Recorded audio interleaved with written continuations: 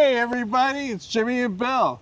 Bill, did you know that 70% of U.S. households can't afford a $400,000 home? I read this article today. Interesting, okay.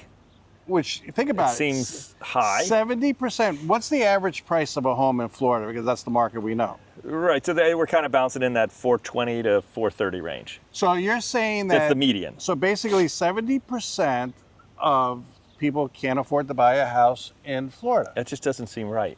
But this is what, okay, so what does the critical challenges means for the housing market, and how could you give yourself a head start?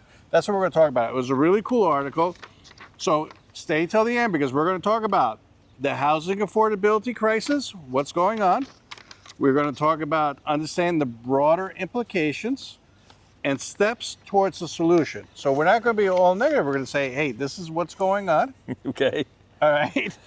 And here are some solutions, even though things don't look all that rosy and stuff, you know, right now with the tariffs that are going on, which is crazy. All right. In the meantime, if you like this kind of content, do me a favor, consider subscribing. It really helps out the channel. And I know I say that in every video, and I appreciate it when you guys do it. I really do. All right, so let's start off with the headline, where we just talked about 70% of U.S. households can't afford a $400,000 home. Approximately 94 million households are priced out of the median priced home, which now stands around $400,000. I'm trying to rationalize this. Approximately 94 million households are priced out of the median priced home. Well, so what does that mean, though? Well, it means that even if you're a household, so before, back in the day, I guess homes were cheaper and everything was cheaper, blah, right. blah, blah. But back in the day, it was just the husband working or whatever, one household income, and they were able to buy a house and have a car. Now, you need a husband and wife or a partner or whatever that, it is, using both incomes to support a house. I've been doing more and more houses that not only is it a couple, but it might be a son, a daughter, a mother-in-law. Are you running into a lot of that? No, I don't know that I could say I'm running into a lot of that. I mean, I've seen it, but I haven't. But sometimes necessarily the people don't tell me their entire plan. But for the people who I have been working with, a majority of the people right now, it seems to be more, they're still kind of that next level buyer. They're not the first time home buyer, they're kind of a move up buyer. Or they're a relocation transition buyer to another area, whether it be out of state or just local here. But I just also found out that the average buyer of a home right now is in the mid-50s. Okay, well, I don't know. Look, I gotta look that one up. Look it up. I gotta look that one up and see where that's coming from. Okay, we're gonna cut right here and we're gonna look it up. Okay, we took a slight break so Bill could actually look it up. So what did you find? So what I found was, according to this article out of Washington, this is back in November of 2024. I'll skip through all the fluff at the top, but it says, while home buyers' ages hit an all-time high of 56 years overall, 49 years were last year and 38 years old from the year prior. So it was basically, I read a different article, but it said the same thing, mid-50s. So now you're reading it from that article saying 56. Yeah, and I read it from a couple while we were on the quick break. I read a couple just to see. I don't necessarily believe 100% everything that ChatGPT brings over. So, when you do that quick search, so I wanted to actually look up the referenced articles to make sure we were accurate. Yeah, like I know my kids right now, in order for them to buy a house, they would need my help. I can't see them being able to buy a house. Right, so, and we're approaching this from a negative standpoint on one side of the spectrum too. So when they say the average age is 56, now it's kind of, as I'm reading the article, it makes a little bit more sense. You see, that age, right, those are kind of hitting the boomer age, that boomer demographic per se. They've been in their house for a long, we're not talking first time buyers. We're talking 56 years old made up the majority of people purchasing homes, because they're the least affected typically by the interest rates. Right, because they're because they paying can cash. sell high and buy high. So if they sell their property, which most likely has little to no mortgage, they're selling high and they can buy high, so it's a wash, right? And they don't have to worry about the interest rates, and then they have some relief with, at least here in Florida, with their property tax portability. So pretty much, you know, it was easier for my generation. You know, like I think I bought my first house in 88 or 89. You know, for my generation to buy houses than it is now. That's just a fact. I don't know. I don't know if I could say easier. Just thinking back when I bought my first house. What do you guys think? You guys think I don't know. it was easier or just the same back then? Right, because wages went up, right? So I'm just thinking of what I made then to what I make now. Yeah, people were saying, you know, the houses were cheaper back then, so you could they afford were. them more, but you also made a lot less money. Right, like significantly less money. So that's why I'm thinking about, you know, when I was at the fire department, what was my salary my first year, and then what's the salary starting for an employee now? You know, first year firefighter, paramedic. So this article continues. They're saying supply shortages exacerbate the problem. Listen, there's no shortage of homes, and I see this on a lot of videos. There's shortage of affordable homes. Okay, me and Bill got into a big disagreement on affordability. You know, like I was saying, affordability to me in these times is between 350 and 400. And then we were talking about, I think a house, what, 700,000? It's 650 is what we were making the reference on. Okay, and I was saying, I don't think 650,000 is an affordable home. See, the debate is that that's relative to what you're making. All right, go ahead, explain. So it's relative. So if I'm fresh out of high school and I'm working for minimum wage, then a $650,000 house is probably not achievable. If I'm working for just a little bit more than minimum wage, regardless, a $650,000 house is not achievable. If I'm college level, executive level, and I'm making $150,000 a year for my salary, $650,000 is significantly more achievable than somebody who's making $35,000 or $40,000.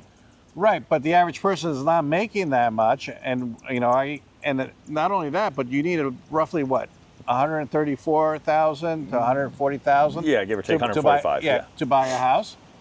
And how many people do you actually household know? income? Household income. But I mean household incomes that make that kind of money.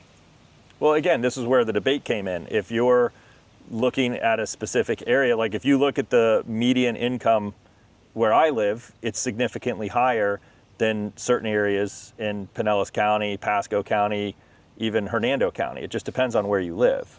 But then the home prices are relatively fixed to those geographic incomes. Well, also, you know, mortgage rates is not helping. I mean, a lot of people are, you know, I talked to a couple of people and recently, and they're like, yeah, we think with the economy and the tariffs and everything, they're going to have to cut rates and rates will go back down to 3%. It's not going to happen. Oh my God, no. Unless people get confused too, right? Yeah, with the base versus what the actual interest rate is, and then they confuse the 30-year with the 10-year. Yeah, and they get confused in the sense like, oh, the feds are cutting the rate by 0.5%. You think that your mortgage, say that going interest rate is 7%, you think you're going to wake up in the morning and it's going to be like 6.5%. It doesn't work. Doesn't work like that. No. No, that's you know what financial institutes, you know, get charged interest on the money. Right. So what about this one? Renters are also feeling the squeeze. All right. Nearly half of renters' households are cost burdened, spending over 30% of their income on housing. A lot of renters do. Yeah, and I mean that is where you have that big decision. I know we're going to talk about some different things at the end, so we might be skipping ahead here a little bit, but it's, you know, when you're spending 30% of your household income on housing, you know, that's where we start looking at the economic numbers, and you have to make that decision. If you're spending 30%, can you, versus how much would it be for you to purchase a house? Well, there's other things that come along with purchasing a house that people may not remember. So, just because your rent payment and your mortgage payment may be relatively close to the same, it's the other hidden, expenses that you may not think about, that you need to save up for your roof, future increase of insurance, wear and tear on the appliances and such. If you're renting and your refrigerator breaks, you just call the landlord as the tenant, and you get a new refrigerator or they repair it. But there's no difference for your rent price, right? It doesn't change your out of pocket. You're not putting it on a credit card. But if you own the home and your refrigerator or your air conditioner breaks, well, that's on you. You don't have anybody to call. That's true. Wages lag behind rising housing costs. While housing costs have surged, wages have not kept up, further widening the affordability gap. I think that's one of the biggest things is people's wages did not, keep up. Right, and I agree. We've talked about this multiple times. I agree 100%. We had such an increase, 40 to 50% in property values over a very short, in the grand scheme of things, a 5-year period roughly. Wages just flat out didn't keep up. No, we were healing from COVID and all the other issues. And then think about it, if you increase the wages to meet the housing, then the cost of goods goes up. It's a whole snowball effect. Here in Florida, I always say this on multiple videos, Florida has two big problems, okay? The first problem is property taxes, and the second problem is homeowners insurance, including car insurance, but when it comes to housing, homeowners insurance and property taxes.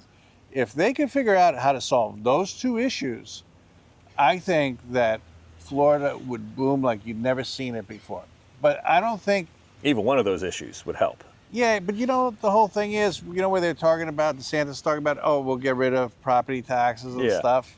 They got to come up with the money someplace else. So they're going to have, a crazy sales tax? So look, you said two things there. Number one, go ahead. You said Florida would boom. So if we have this massive influx of people coming back into Florida again, like we did before, what happened, right? This is where we have that tight rope walk, if you will, that we have to be careful, because if we get that influx of people, that's only going to drive the cost of the houses and stuff back up again. It's going to push those housing values because it's supply and demand. So we have to be careful. Everything has to be slow, steady, and methodical. And then you hit the nail on the head. It's not like property taxes are going to go away. They're great headlines, and they're great to to grab your attention. But at the end of the day, the money's got to come from somewhere. Nothing is for free. Right. The only thing that I don't like about, there's a few things I don't like about the tax situation, property taxes. But, before COVID, our house assessments were much lower, so they brought in a lot less money. And they were still able to fund everything, police, fire department, roads, everything. They were able to fund it, no problem, okay? Now, everybody's property values increased so dramatically that they're bringing in so much more revenue, and now they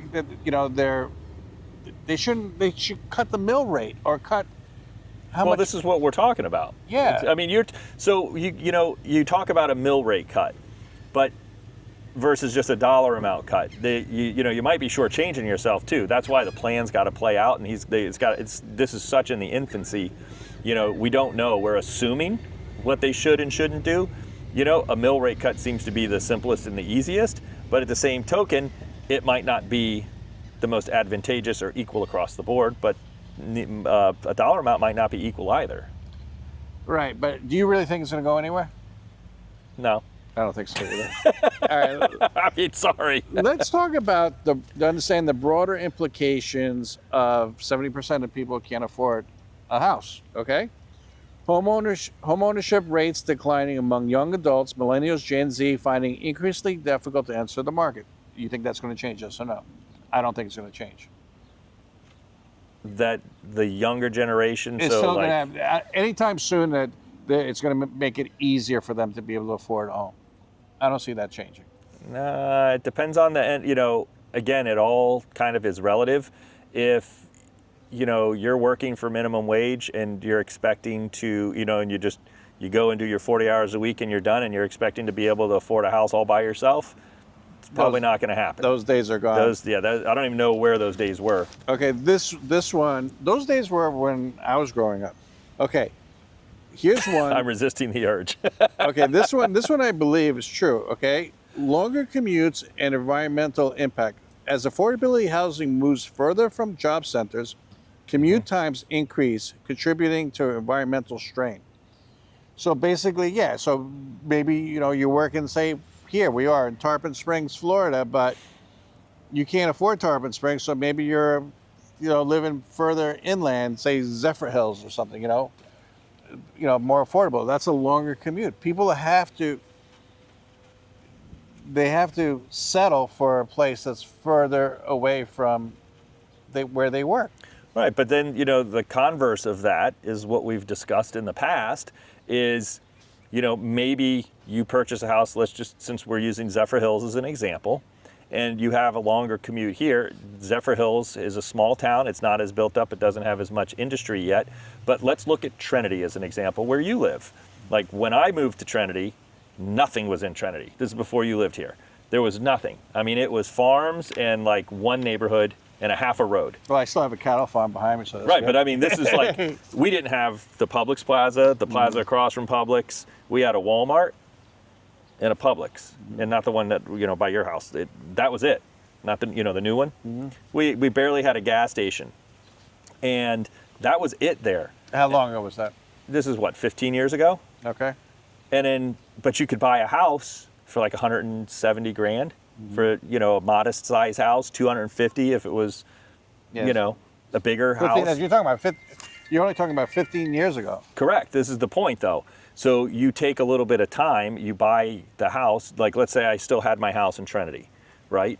Well, if I look at what it would be worth today versus what it was worth 15, some odd years ago, prices have gone up. And let's just take out COVID and that crazy increase. This is just normal increases. But now, taking out that I was a fireman, but back then there was nowhere else for you to work. Now there's industry. There's places for you to go and work. There's, banking, there's commercial plazas, there's shopping centers. There's a lot of stuff to work within a 20-minute-ish drive from your house. So you might have to wait for those industries to come in, but then you've sat on your house. Now you have a ton of equity in your property. And then you can move closer, and then you can decide what you want to do. So you're saying if they bought in Zephyr Hills now, they could buy a more affordable house, and then 20 years from now or 15 years from now, how long does the average person stay in their house? 8 years? Yeah, well, it's on the rise, but that's the point. Look back when, like at Boomers, they stayed in their houses longer. We're in the era of I want new and I want fresh now, over and over and over again, and that's not a smart play when it comes to housing. That's difficult. All right, political ramification. Housing affordability has become a significant political issue, influencing voters' dissatisfaction and policy debates. That's 100% true. 100%. And nobody thinks that politicians are going to be able to fix anything anyways, Right. Potential for increased homelessness. Without intervention, the affordability crisis could lead to higher rates of homelessness. So, Florida has a big homeless problem. I think I just saw an article. New York, I think, is number 1. California is number 2. And I think Florida is number 3 for homeless people. Yeah, we when I worked at the fire department, we would typically, because we responded to a lot of the homeless population, and Florida lends itself to a homeless population because we have a mild climate when it comes to winter. It's not the heat, it's the cold that people don't like. And we used to have huge influxes of the homeless population during the winter. They would migrate down here during the winter because it was just easier. What about this one? Impact on mental health and well-being. Housing insecurity is linked to an increased stress and adverse health outcomes. I believe in that. Yeah, and I think there's such a large, I hate to say the word epidemic, but there's a large epidemic just with health in general and the mentality of people from various things, housing included. People, they're working, think about it, people are working harder, longer hours to try to make ends meet. There's more pressure on them to make money, to make their bills. Their credit cards might be going up. That's tough. That's hard. And that burden doesn't go away. So it's real easy to sit here for us to, talk on camera and go, oh, we'll just go do something fun. But, fun costs money too. Yeah, it does. All right. Steps towards solutions. Increase in affordability of housing construction. Yeah, good luck with that. Right now, until they get inflation under the control. Policy reforms to encourage development. Yeah, there's so many freaking restrictions on building that, that would be a step if they... Yep, that would help out a lot. Yeah. Financial assistance programs, expanding access to housing vouchers and subsidies. Listen, as long as it doesn't get abused. I just think there's a lot of fraud and abuse when you roll out those things out. You really have to have a good hand on it so it doesn't happen. And again, when you start talking about these things, when you're talking about free money to do this, free money to do that, for instance. Somebody's paying for it. Somebody's paying for it. It's not free. Yeah, nothing is for free. However, there are good programs. Like, for instance, there's the Pasco County has a program they're rolling out. They're giving you, it's a $50,000 loan essentially, without getting into great detail on it. But anyway, they're giving you $50,000. You'll have to pay it back eventually, but it's to help you get started. All right. Community engagement and education. Informed communities can benefit from affordable housing, can reduce opposition to new development, because a lot of people, are screaming it, but not in my backyard. And long-term economic planning, addressing wage stagnation, ensuring that income growth will keep pace with the housing costs and vital suitable affordabilities. Listen, like I said, like going to McDonald's now, you might just cook at home. It's more expensive to go to McDonald's now than cook at home. Right. And a lot less healthy. Anyways, what do you guys think? What do you think of the situation that 70% of people can't afford a house? In the meantime, everybody's been asking for referrals for realtors and home inspectors pretty much anywhere in the country. We have a big network that we set up. I put a link below. Just click on it if you want a referral, and just put in your information, and then we'll contact you and we'll get you the right person once we know what you're looking for. Also, in the meantime, do me a favor, give this a thumbs up. Watch this video over here. I picked it out just for you. And like always, subscribe, and we'll talk to you in the next video. And if you just have a question too, click the link. It helps. Outside, some of the questions get a little bit more elaborate that it's hard to go back and forth on the chat. Yeah, so after you subscribe and you gave it a thumbs up, click the link there below. You go. Click the link below, okay? And tell us what you need, and we'll answer any questions you have if we can. And watch this video over here, like I said before. I picked it out just for you, and we'll talk to you in the next one. Thank you, and have a great day. See you on the next video. Thanks for watching.